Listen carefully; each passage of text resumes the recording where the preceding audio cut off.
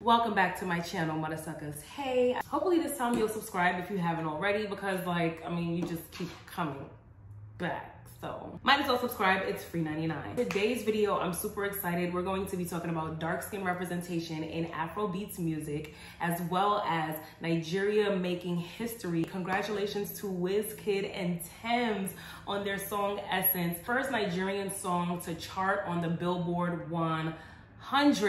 Now they have charted at number 82. I'm not even gonna lie to you, between me and my friends alone, that 82 number is inaccurate. I know so many people that love Essence, so they should definitely be like at, honestly, between, I'm gonna say 1 in 10, I'm just saying. African artists have been making major waves in mainstream American music, and I'm just very proud. You know, they work very hard, the music is beautiful, and they promote dark-skinned women. So it's just a win-win-win-win-win-win-win-win-win-win-win-win for me. Rewind a little bit. If you are new here, or maybe you just never knew, I am Nigerian American. My family is from the Urhobo tribe. Now, most people will ask, you know, hey, Eloho, are you Yoruba or are you Igbo? And I'm like, my darling, there are 371 tribes in Nigeria. So when y'all minimize it to just 2 tribes, Yoruba and Igbo,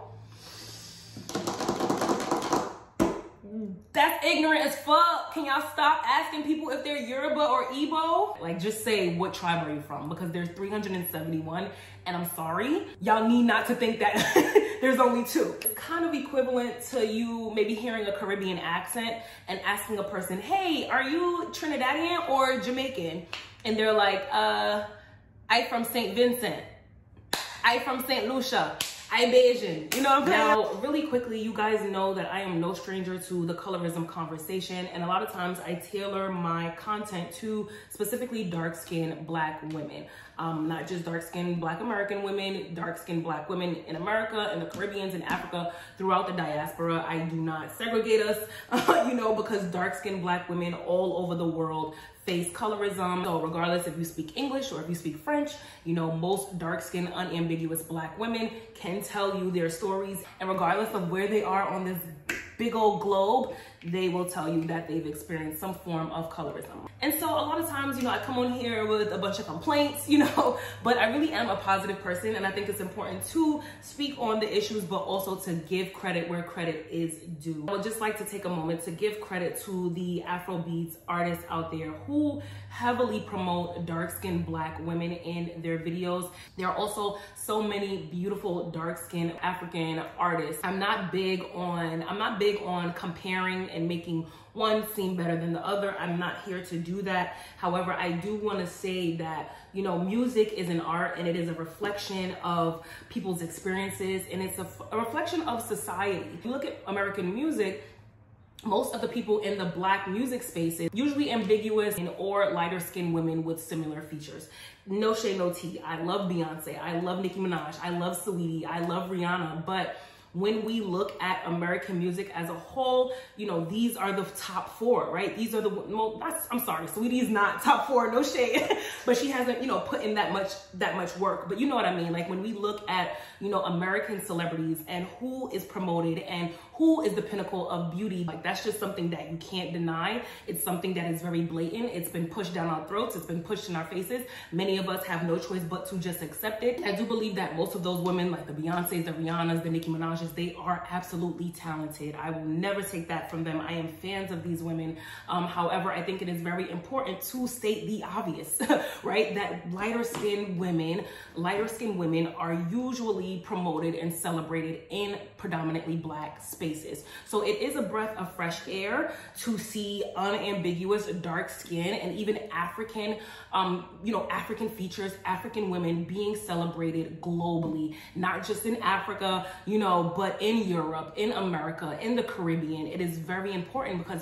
that is our roots. Regardless if, you know, you were born on the continent, if you are a Black person, you have African roots, and it is important to celebrate your roots. And so dark skin representation is very important when it comes to Black culture, right? The culture is what feeds the people. The culture is what raises the children. I just want to read this really quick quote from DarkSkin Women's Instagram. Go ahead and follow them on Instagram. Shout out to DarkSkin Women because y'all be promoting me and posting me up and showing me love. I appreciate that. Let's take a moment to appreciate, right? The skin tone choice showed in music videos might seem insignificant, but it's not. Here's why. Music is a big part of our culture. So when you grow up watching music videos from Black artists and you only see one shade of beauty being represented, it speaks to your subconscious. Let's talk about it. When you're a child and you see something often enough, it becomes quote unquote fact. You don't know about biases, colorism, etc. So to see different shades, including darker skin tones being represented as the standard of beauty, is key in determining the type of world we let future generations grow up in. When a Black child faces racism or starts to feel inferior to their white counterparts, the Black community is very much on code and tries their best to teach about how we live in a racially biased world. When a Black child faces colorism, okay, or a dark-skinned child feels inferior to their light-skinned counterparts, however, the Black community is not as on code as we should be, right? They'll say preference. It's your preference. I can prefer, okay? Sorry, I had to throw in a shade there. Many in our community have their own colorist biases, so we have a lot of unlearning to do. This is another reason why positive representation for dark skin matters so much. So thank you to the artists in this post and many more that haven't followed trends and show the beauty of all skin tones, specifically dark-skinned women. Now, let me say this because I know someone's gonna say, oh, you're just trying to say that they're better because they're Nigerian. No. Check the scoreboard, okay? I speak on the issues in Nigeria as well. Like I said, colorism is something that happens globally. It's not just something that happens in America. I'm sorry to tell you, but light-skinned women are not any more beautiful than dark-skinned Black women. It's just not. It's false. It's fake. You've been brainwashed. They told you a lie. And I really encourage specifically dark-skinned Black women to explore Afrobeats music. Not only is there dark skin representation and African representation, but the music itself, it makes you feel good. It makes you feel better. It tells a story. And I'm not even gonna lie, because even though I'm Nigerian, half the time when I'm listening to this music, and it could be Ghanaian music, it could be South African music, it could be Kenyan, right? Liberian, right? So a lot of the times, I don't know what they're saying. I'm not gonna sit here and cap for the YouTube. I don't know what they're saying a lot of the times. Yeah, I don't. But guess what? The music make me feel good. The music pops. And then when I ask somebody, okay, like, what are they saying? They're like, oh, they're talking about love. Yo, it's the vibe. Like, if you guys want a playlist, I'll be happy to drop a playlist, and pin it down in the comment section. Afrobeats music is so globally seen, and getting so much American exposure with the different collabs. I believe Davido and Young Blue has a collab coming up. I love Young Blue. Like, I love his music, and I love Davido. I love his music. I feel like Davido is like my, you're not supposed to say spirit animal. Okay, but Davido is like my long lost cousin. I'm actually super excited for this, like, African American infusion of music, like hip hop with Afrobeats, R&B with Afrobeats. Like, I am here for it. Like, if you've been following me for a while, you would know that I'm not someone that is for the diaspora wars. I try not even to speak on those topics, but I have to because I have a platform and I do just want to just give my point of view and educate. But I'm not here for the diaspora wars. I'm here for the unity. Like, what's up? Like, I'm really here for the Black takeover. I'm rooting for everybody Black.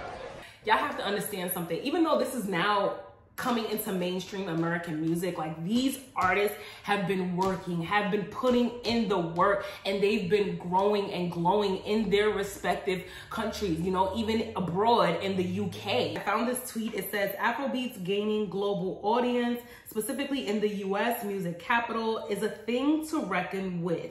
One must commend Davido for his relentless effort in taking the bull by the horn and paving the way in 2017. Also, big ups to others like Rima, Burna, Wizkid for representing.